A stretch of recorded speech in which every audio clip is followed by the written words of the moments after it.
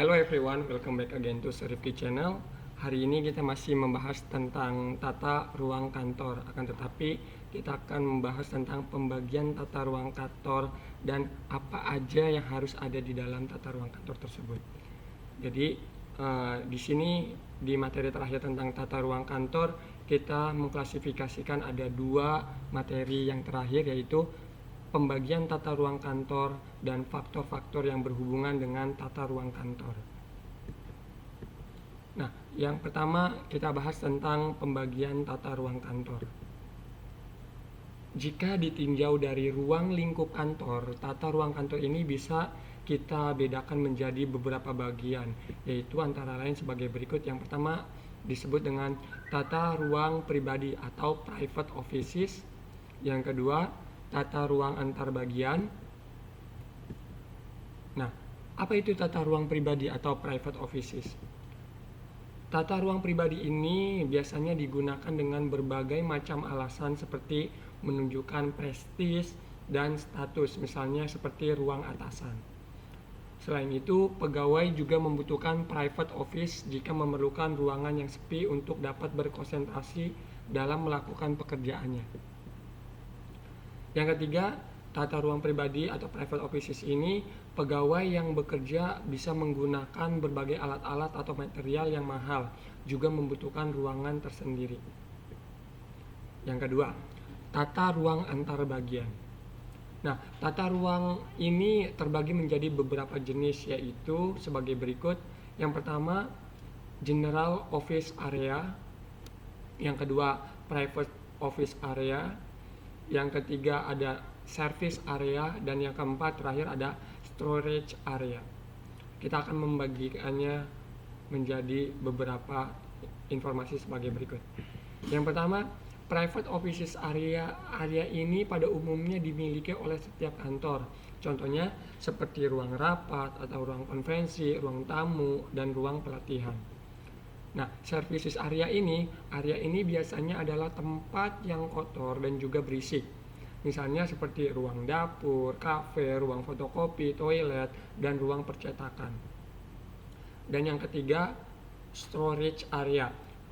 Ini digunakan untuk menyimpan berbagai jenis barang, misalnya seperti bahan mentah, barang setengah jadi, dan barang jadi, serta ruang arsip. Yang keempat, yang terakhir ialah general office area.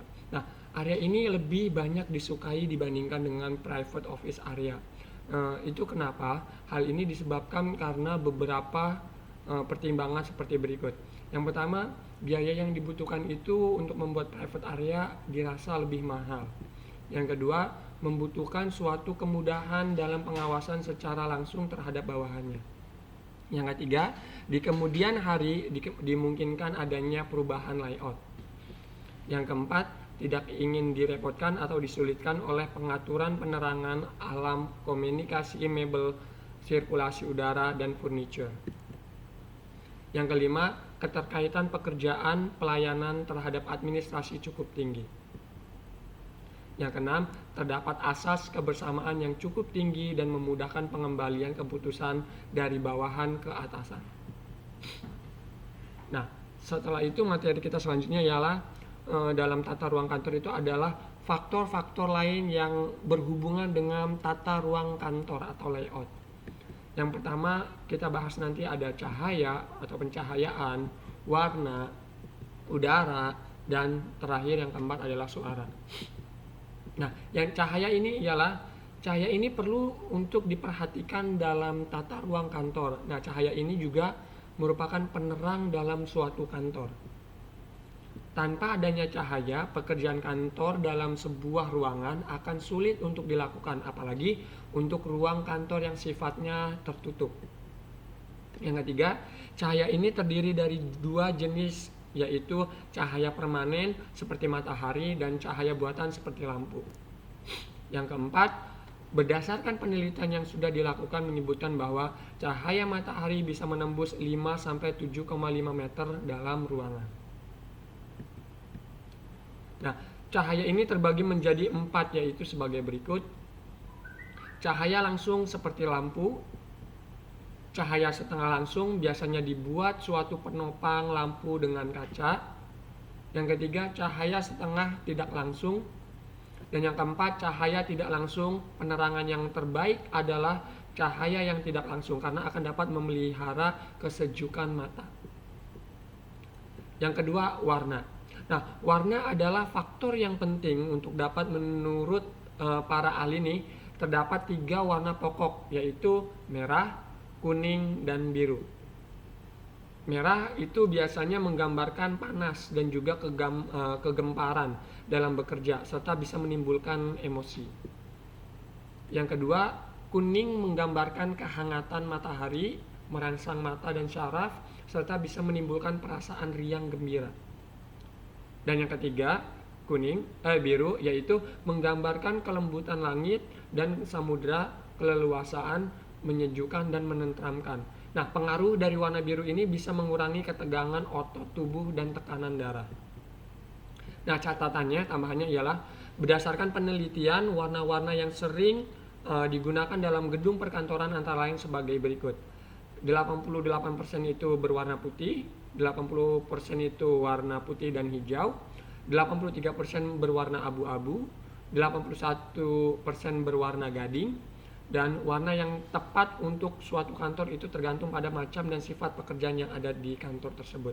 Jadi kalian bisa mengaplikasikan jenis warna apa yang sesuai menurut kalian yang terbaik. Nah, apabila pekerjaannya membutuhkan ketenangan, sebaiknya gunakanlah warna biru pada dinding kantor. Apabila pekerjaannya adalah produktivitas, sebaiknya gunakan warna putih. Yang selanjutnya ialah udara. Nah, udara yang sejuk dan juga segar dalam suatu ruangan kantor juga sangat dibutuhkan. Biasanya dalam ruang kantor digunakan air conditioning atau kipas angin atau fan. Nah, beberapa hal yang dapat dilakukan untuk memperoleh udara yang baik dalam ruangan antara lain sebagai berikut. Yang pertama, kalian bisa melakukannya dengan cara mengatur suhu udara yang ada dalam ruangan dengan air conditioning atau kipas angin. Yang kedua, kalian bisa mengusahakan sebanyak mungkin peredaran udara dalam ruangan kerja dengan cara membuat ventilasi udara. Yang ketiga, menambah pengharum ruangan. Dan yang terakhir ialah suara. Yang perlu diperhatikan adalah suara. Suara ini adalah faktor lain yang sangat berkaitan dengan tata ruang kantor. Nah, suara yang mengganggu semaksimal mungkin harus dikurangi supaya konsentrasi kerja bisa terjaga. Nah, suara yang mengganggu tersebut bisa berupa suara gaduh, suara yang melalui lubang-lubang ventilasi, atau suara yang terbawa angin keluar. Nah, itu adalah materi kita hari ini tentang tata ruang kantor, layout. Jadi terbagi menjadi 3 diskusi bagian yang sudah saya paparkan di masing-masing video. Saya harap ini bermanfaat. Jika ini bermanfaat, silakan like, subscribe, dan komen. Sampai jumpa di materi selanjutnya. Sampai ketemu.